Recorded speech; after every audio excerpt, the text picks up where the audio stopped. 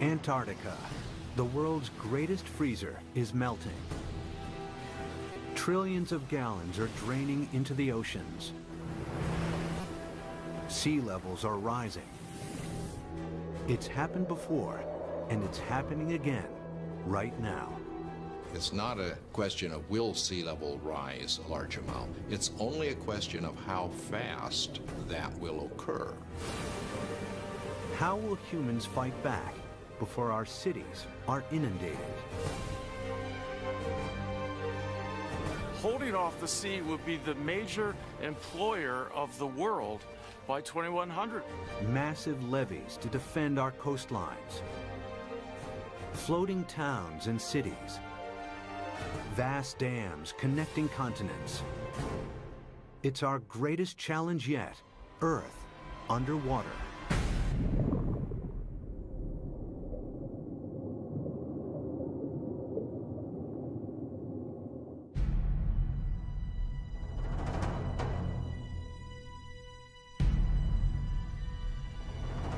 This is New York in the 24th century. Sea levels have risen by 120 feet. Manhattan is flooded. What could cause such a terrifying scenario?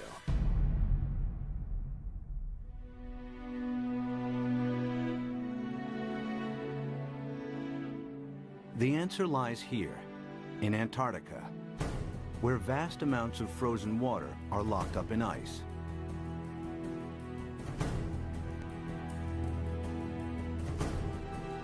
Some of Antarctica's ice sheets are more than 2 miles thick. If melted, this ice would dramatically raise sea levels. And the melting has already started. Taxi Jackson, please.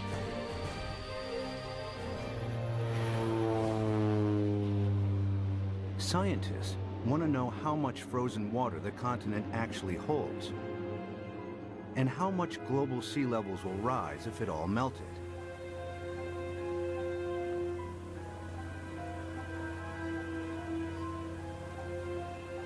Specially equipped aircraft send radar beams deep into the ice, which reflect off the bedrock and measure the depth of the ice sheet.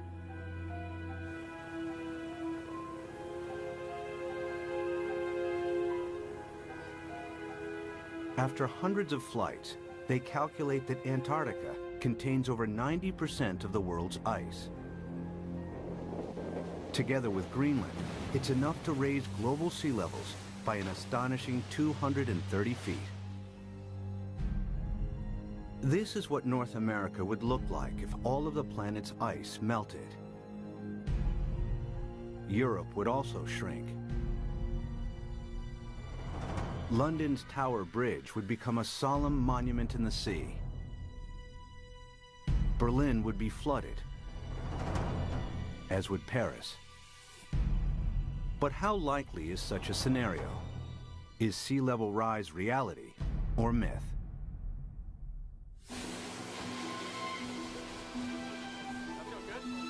Professor Peter Ward is a paleontologist and astrobiologist. He's written extensively on the history of life on Earth.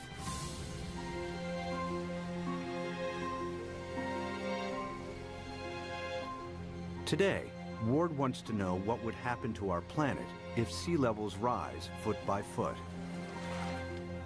Somebody give me a zip here. The journey begins in the Florida Keys, a chain of islands south of Miami.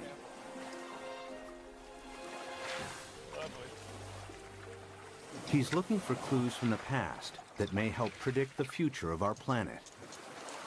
All right, guys, you want to go swimming? You ready?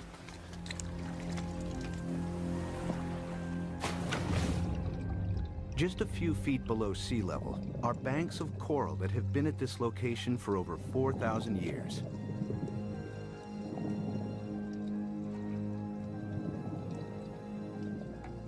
During this period, sea levels have been stable, not just in Florida, but around the world. Who's going swimming with me? Come on, boys. But it hasn't always been like this.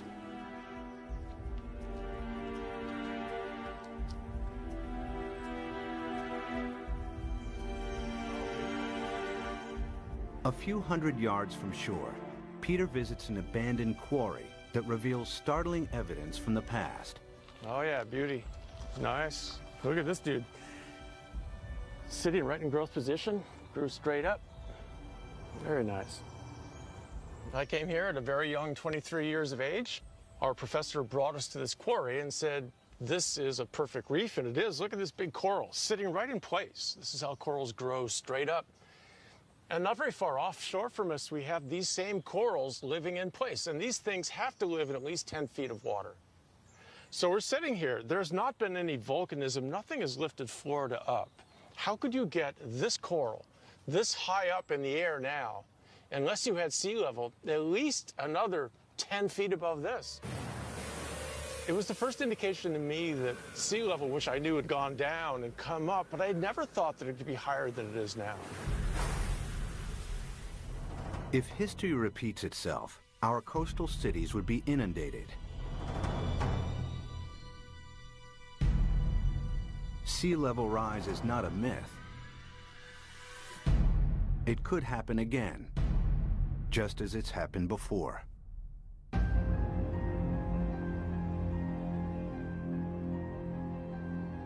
The beginning of the most recent ice age was 70,000 years ago.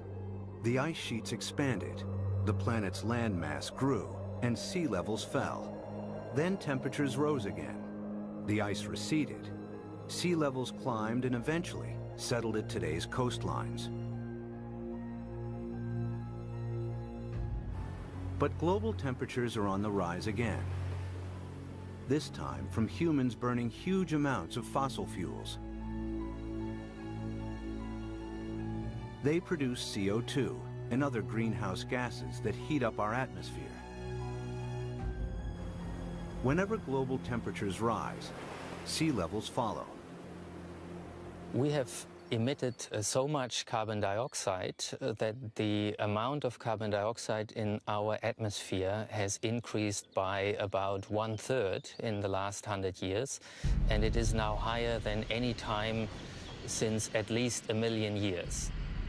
We expect about 3, 4, even 5 degrees centigrade warming in this century.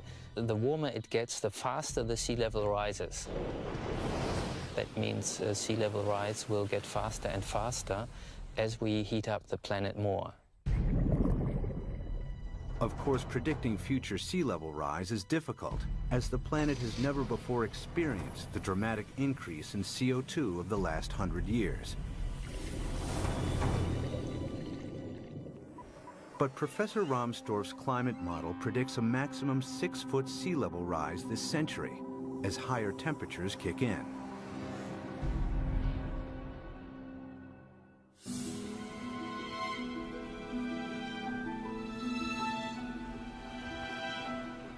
One city that would face inundation this century is Miami, Florida.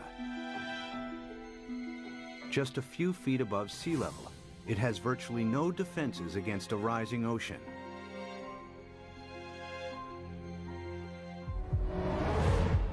After 1 foot of sea level rise, these beaches would be regularly flooded at high tide.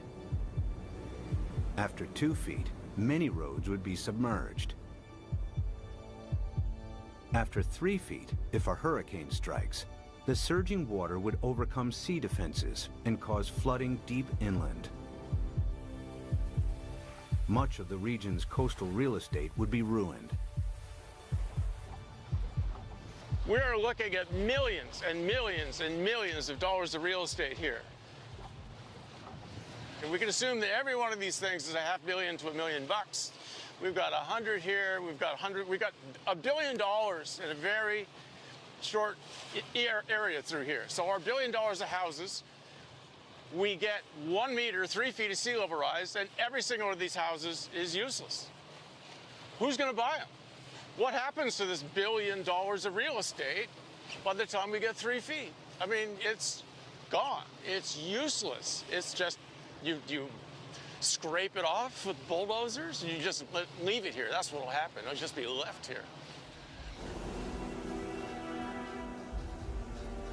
And it's not just residential properties that will be affected. Think of all the wharves and all the places where ships offload and unload all the goods and services. And if sea level rises even 3, 4, 5 feet, every single one of those ports has to be replaced. The cruise ship lines, there are billions of dollars of infrastructure that even a small sea level rise takes out. You got to rebuild it all over again. After 4 feet of sea level rise, electricity supplies would be affected as coastal power plants are flooded. After 5 feet, some of Florida's freshwater resources would be contaminated with seawater, and the Everglades National Park becomes a vast bay. After 6 feet, millions of Floridians would have to evacuate the state. So what's going to happen to Florida?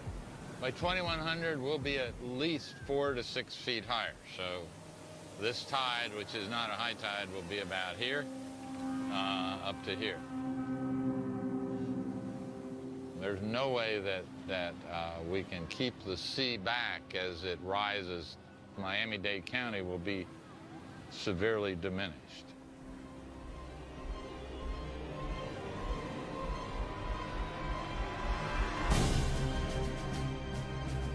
By 2100, after 6 feet of sea level rise, Miami would look like this. There's no way to prepare for this. You can't put levees around the kind of sea level rises we're in for. We're a city that's only a little over 100 years old.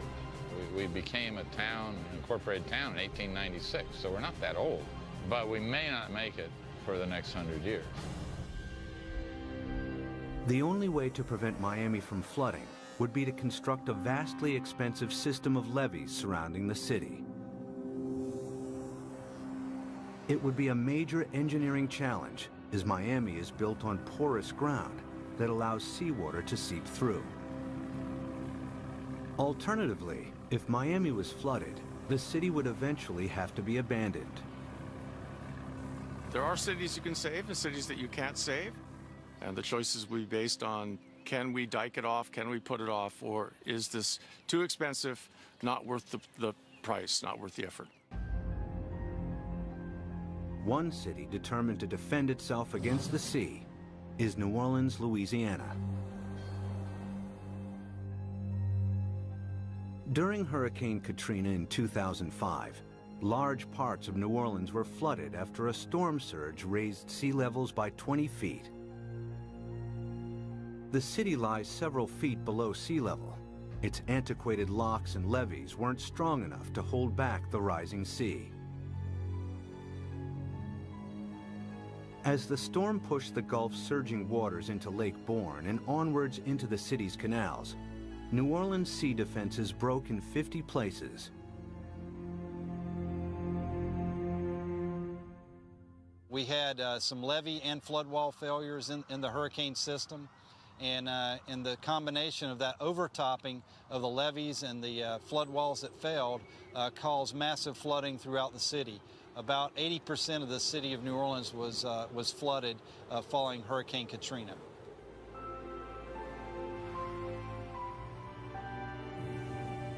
It took weeks before the floodwaters were pumped out and residents were able to return. Among them were Victory Wallace Taylor and her son Peter, who returned home to a badly damaged house. The flood was very bad. They wouldn't let us come and see about our house. It damaged my heart a little bit because I'm afraid for the flood. Like if the flood come in again, I don't know what to do because I think I might panic this time. I don't know. It is a hard pill to swallow, you see.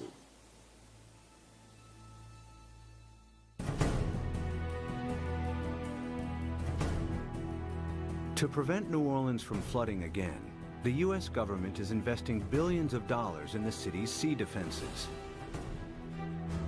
Along the riverbanks, the U.S. Army Corps of Engineers is strengthening New Orleans' levees and locks. Their work here provides future insight into the kinds of construction that may be needed to protect coastal cities around the world against rising sea levels. We learned a lot of key lessons, and some of the key lessons learned were incorporated into the designs for the Greater New Orleans Hurricane Storm Damage Risk Reduction System. And that system is a series of many different aspects. It has flood walls, it has pump stations, it has levees. There's the series that we call the multiple lines of defense. New Orleans defense takes a unique approach against the rising water by confronting the enemy itself. The flood surge that broke its sea defenses approached the city from Lake Borgne, a lagoon east of New Orleans. It's here where the U.S. Army Corps of Engineers is focusing its efforts. What we've done now is we moved the defense of the city out. We're about 12 miles from downtown, about 8 miles away from the 9th Ward, which is flooded. What we've done is we moved the protection from downtown, the heart of the city, left it in there, improved it. We've moved all the way out here, 8 miles out to the edge of Lake Borgne, where we now have this brand new structure which works as a primary line of defense. New Orleans is made up of the best topsoil from the United States that came down the Mississippi River and built up down here. However, back in graduate school, the whole idea was that the better it is to grow something on, the worse it is to build on. Well, this is the topsoil of the nation down here, so it's the worst possible stuff to build in. What you see behind me is the Hawken. It is a pile-driving crane brought in from Seattle, Washington, across the Pacific Ocean, down to the Panama Canal to New Orleans to build this particular gate and the barge gate. And what we've had to do is go down 60 feet through the newer material down to the old Pleistocene clay, and that is our basis. So the main wall itself goes down to minus 130 feet, and the batter piles that brace it are down to 190 feet. All tall buildings in New Orleans, the dome, everything is based upon piles. The new seawall also has to allow ships to pass through.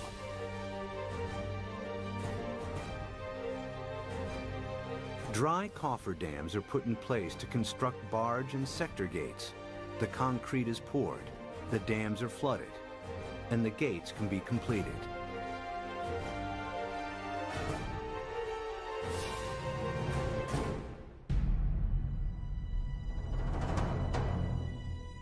New Orleans' new sea defenses are costing the taxpayer a hefty $15 billion.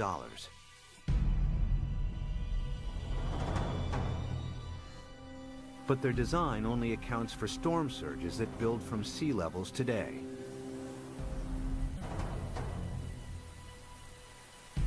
If sea levels rise by 6 feet, any storm surge would be higher as well, and the city's sea defenses would have to be heightened at an even greater cost. Not every country can afford to spend billions on sea defenses. In Bangladesh, many of its 150 million inhabitants live at or just above sea level. Merely 3 feet of sea level rise will have a devastating effect on the country's population. Turns out the area of the world that would be most vulnerable to sea level rise would be Asia. The rice-growing river deltas in Asia, they're very close to sea level. Even a modest 3-foot rise would put half the rice land in Bangladesh underwater. Bangladesh has over 100 to 120 million people, and that number is rising fast. A great deal of its land just simply gets covered by water. And again, once you have salt water coming up, it's not just the land that's covered, it's the intrusion of salt. Even a 3-foot sea level rise wipes out half its rice crop. Their population's going up a third, and their land is being shrunk by a third. You know, you do the math. It's a catastrophe coming at us. Much of Bangladesh is a vast muddy delta that can't be defended. 6 feet of sea level rise spells disaster. It would displace millions, probably at least a few tens of millions of people. Where are they going to go? India's already built a wall between India and Bangladesh. They're anticipating there are going to be a lot of Bangladeshis starting to move, looking for a place to go, and Bangladesh itself is already one of the most densely populated countries on Earth. And then there are another 18 or 20 rice-growing river deltas in Asia, the Irrawaddy in Burma, the Pearl River Delta in China, and so forth, that would be affected in varying degrees by the rise in sea level. By the end of the century, cities and coastlines around the world will be under siege from the rising tides. Everywhere, people will be building levees and sea defenses to fight back.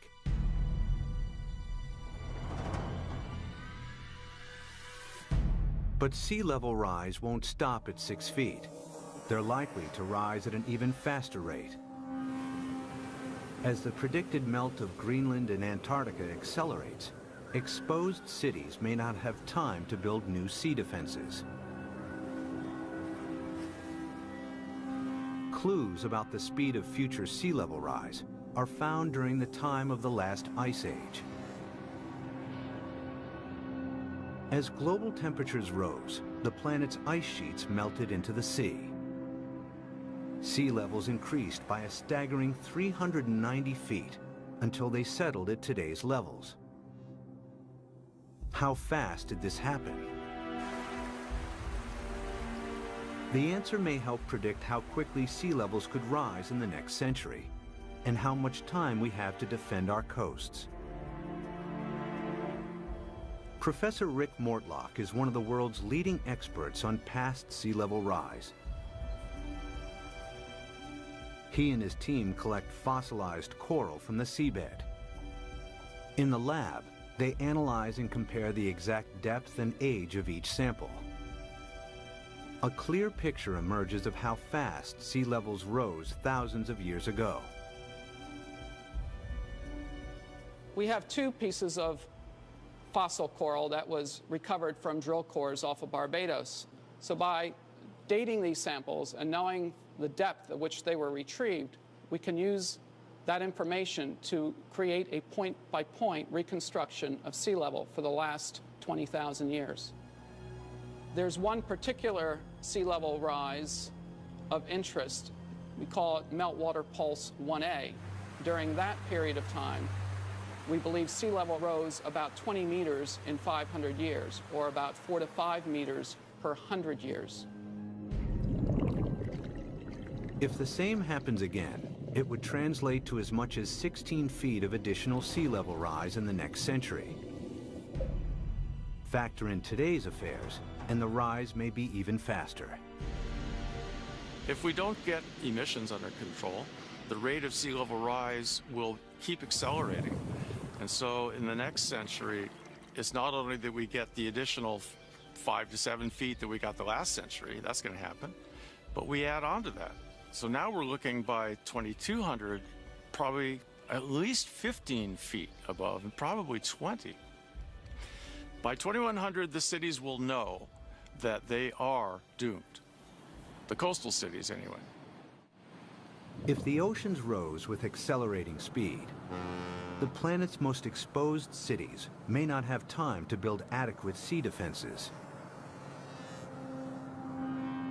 Sea levels would rise by 16 feet per century. New Orleans could flood, followed by Miami.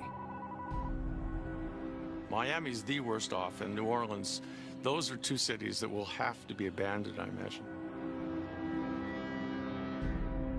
As southern Florida is lost to the sea, other coastal regions will also struggle to hold back the tides. Among them is the San Francisco Bay Area, with its 7.5 million people. The San Francisco Bay Area is particularly vulnerable to sea level rise because of our history. Although the bay is big, it's very shallow. 2/3 of it was less than 12 feet deep. So lots of it was filled and reclaimed. We're standing here on reclaimed land, and all of downtown San Francisco, the financial district, is on reclaimed land. We've already seen 7 inches of sea level rise in the bay over the past century. We know this because the longest continuously operating tide gauge in America is at the Golden Gate. So we have 154 years of data. We're just now beginning to realize with accelerated sea level rise, we're going to have to prepare and have a new plan for how we deal with it in the Bay Area. If sea levels rose by an additional 16 feet per century, hundreds of thousands of people would lose their homes in the Bay Area.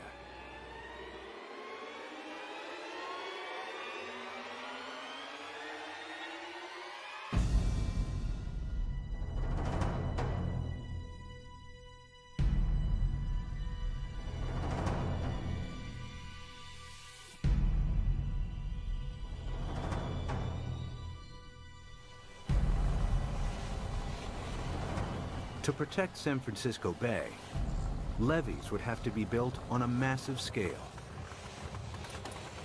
The silver lining is the engineering will create so many jobs. Holding off the sea would be the major employer of the world by 2100, I think. This is going to be worldwide. We're going to have a damn revolution.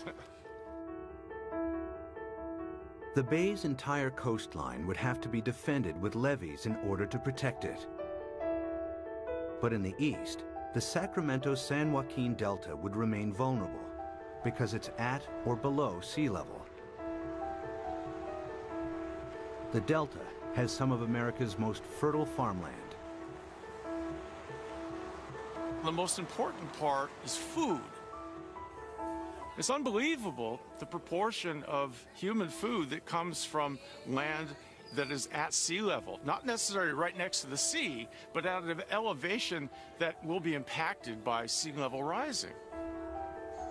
Sea level rises a little, all those fields next to it, even if they're not covered by the sea, are rendered useless for human crops by the sea.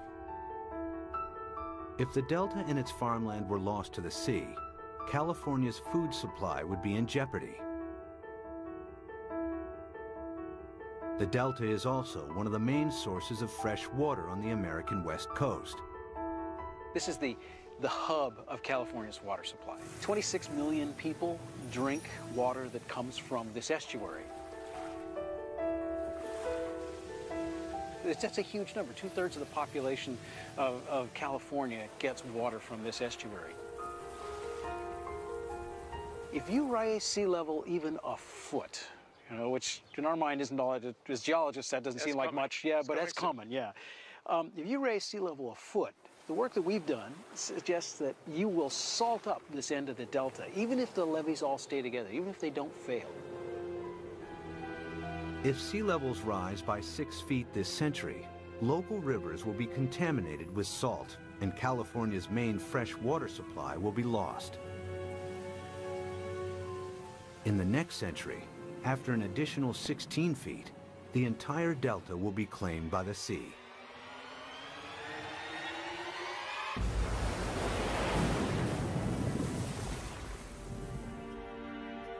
But there may be a way to defend both the Delta and San Francisco Bay. San Francisco is among the best, easiest to save. The most radical solution would be putting a big dam right across the bay under the Golden Gate Bridge. On the ocean side, the sea is about 130 feet deep. Building a dam would be controversial and would turn the bay into a freshwater lagoon. But at a time of intense sea level rise, some may consider this the best option.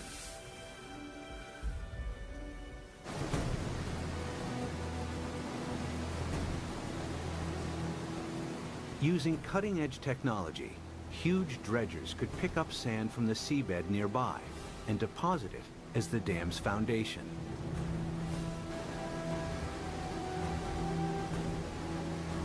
The dam's shallow incline would ensure maximum stability against earthquakes, breaking the power of the ocean waves with ease.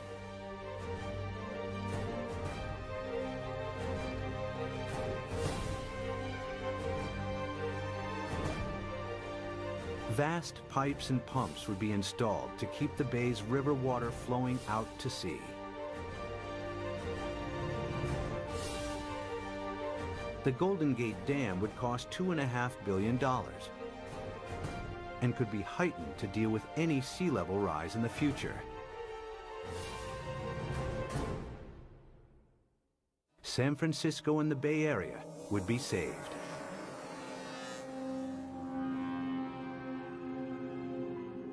One region that may benefit from the U.S.'s sea defenses is the Mediterranean. It's flanked by countries both rich and poor that have thousands of years of history. The Mediterranean has a unique feature, a narrowing at its mouth. The Straits of Gibraltar are between 10 and 20 miles wide, stretching from southern Spain to Africa. A dam could keep the rising water of the Atlantic separate from the Mediterranean. There's been a plan since World War II, for instance, to put a dam between the Rock of Gibraltar and Morocco on the African side. A dam big enough that sea level rise does not affect the Mediterranean. But building a dam here has one major drawback. Every year, the Mediterranean loses 2 feet of sea level through evaporation that is compensated by the inflow of water from the Atlantic. The dam would cut this off. In the case that you build a dam in the Gibraltar Straits, there will not be the flow of water from the Atlantic. So in the case that you cut the flow, so there will be an evaporation, there will not be compensation, and there will be a permanent drop of the water level. After years of evaporation, the Mediterranean would turn into a stagnant saltwater lake. Eventually, the sea would dry out. And if then the sea level would rise, let's say another... Sea defense engineer Peter Janssen maps out possible solutions on how to keep the Atlantic flowing while building the world's largest super dam. I looked at the surroundings. I looked at what may be required to make a closure. And then, well, I thought it may be feasible.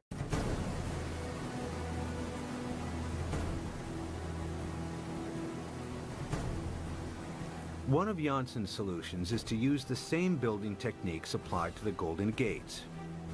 The dam would be 20 miles long and tower 1,250 feet above the seabed, the same height as the Empire State Building. Another solution is to keep the natural flow of the Gibraltar Straits. Huge amounts of Atlantic surface water will flow into the Mediterranean. At a much lower depth, some of the Med's saltier water will be pumped back out again, keeping the sea's salt and sea level stable. The world's greatest super dam would cost $275 billion. The total cost related to what may be the impact for all the cities around the Mediterranean, it seems acceptable. It may be a solution.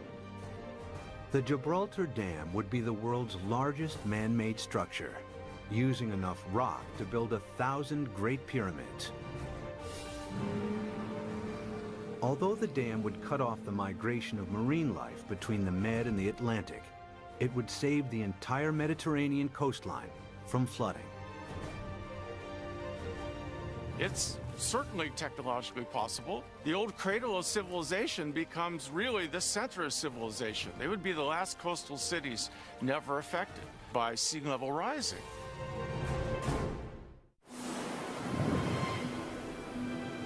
By the end of the next century, sea levels could rise by nearly 22 feet. Some cities may be saved through the construction of super dams. Others that can't be defended are lost to the sea.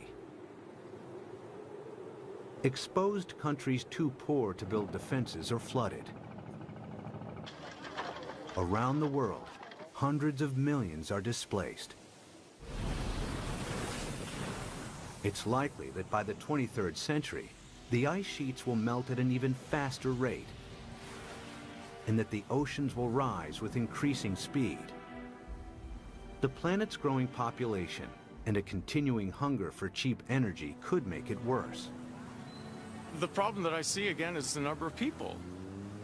Every new person is going to want housing. Every new person is going to need food, obviously, and want transportation. Let's say that all of us cut our gas emissions. So 6.5 billion of us cut down by a third all of our usage, and then we raise the population by a third.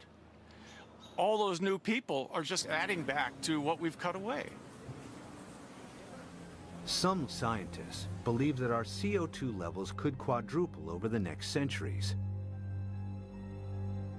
It would mean reaching CO2 levels last seen over 50 million years ago, when there was no ice on the planet and when sea levels were more than 230 feet higher than today. In the worst case, if we are so foolish as to burn all the fossil fuels so that carbon dioxide increases to more than 1,000 parts per million, then there's no question we will melt all the ice on the planet, which would mean a 75-meter or almost 250-foot rise in sea level. It's not millennia. It's not going to take thousands of years. The forcing of humans is so large that it will do the whole job within a timescale of centuries, I believe. This is the worst-case scenario. CO2 levels triple, global temperatures dramatically increase, and the Antarctic rapidly melts. The world's coastlines are eroded as sea levels rise by an additional 50 feet by the end of the 23rd century. One rich city that would struggle to defend itself is London, Western Europe's largest metropolis. Its main river, the Thames, is tidal, and water levels vary by up to 22 feet. The Thames barrier defends the city against storm surges from the sea. If a tide is unusually high, the barrier closes its gates, and inner London is protected. If sea levels rise by 6 feet, the barrier would have to be replaced by a huge seawall upstream. But if they rise by 50 feet per century, there may not be enough time to build adequate sea defenses. It would be a disastrous situation. It would mean you simply can't inhabit the coastal areas because you will have a continually changing sea level. So we really do not want to go down that path.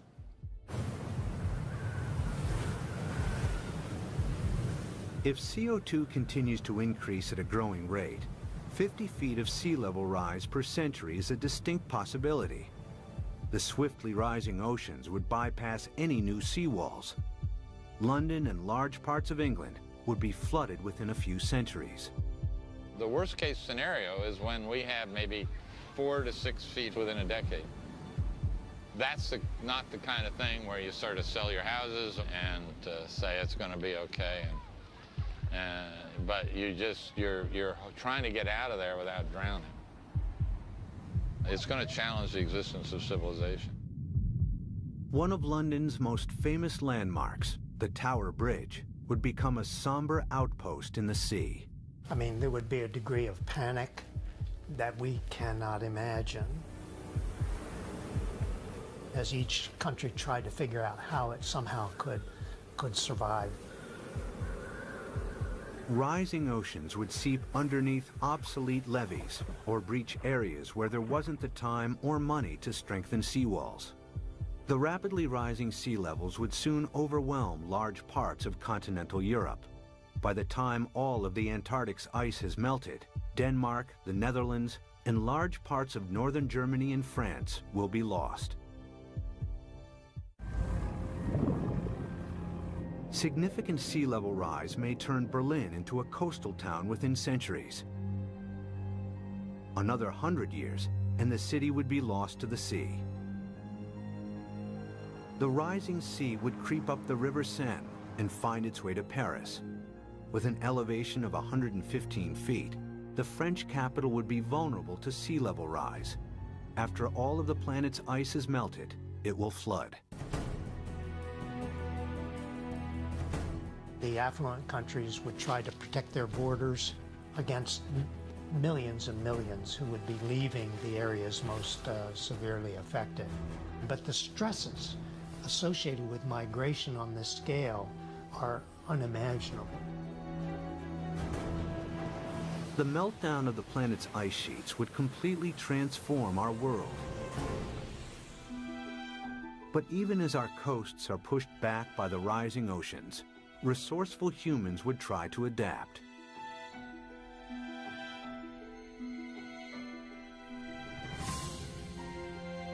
There are already plans to rescue New York.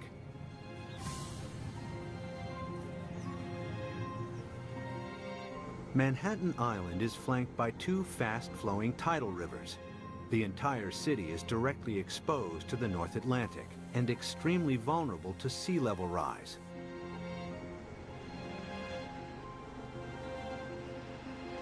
Professor Malcolm Bowman is an oceanographer and expert on the effects of sea level rise in New York.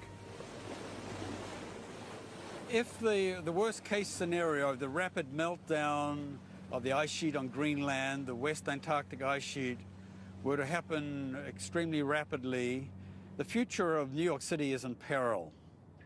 So the city has two options. One, either build massive defenses, or two, start evacuating the city and its population to higher ground. The flooding of New York's underground installations would only be the first in a series of catastrophic events. After the first 6 feet of sea level rise, parts of lower Manhattan would be submerged. If sea levels rise by 50 feet, the water would move into Times Square. Behind me is the Manhattan Bridge, with sea levels rising 250 feet. That bridge would have seawater lapping around the roadway. New York City as we know it would not exist. But there is a way that New York might adapt even to extreme sea level rise. The idea is to build on water. Here in the Netherlands are several communities of floating houses. Koen Olthaus is a visionary architect who believes these houses are the beginning of a new trend in design and construction. So what you will see is that people go and design floating apartment buildings and really floating structures like 200 by 200 meters with roads on top of it and with cars on top of it and houses. Such floating cities could be built with a new lightweight material that's like a concrete sponge. The beauty about floating cities is that you don't have to protect them from nature. They just go on with nature, they live with nature, and will just go up and down with the water. Olthaus has designed a seawall to protect Manhattan, with floating districts attached to it. New York, we're going to build a new Wall Street around it, around Manhattan. So we can redesign the city around it, or even having floating leisure around it, floating agriculture. A floating New York is still in the concept stage. But one day, this may be the solution for hundreds of coastal cities facing inundation. The best silver lining of the whole thing to me is that it will require a united world. A world war against sea level will have to bring all of the squabbling governments to act together. The sea doesn't care what your national boundary is. It's an equal opportunity flooder. We will have to, as a planet, come at this in a united fashion. Whether it's the construction of massive seawalls or super dams, sea level rise will happen. The question is not if, but how fast and how much our oceans will rise. Much will depend on our own CO2 emissions. Humans will need all their ingenuity to meet the world's greatest challenge yet. When when 7 p.m. feels like this, you must be watching the National Geographic Channel.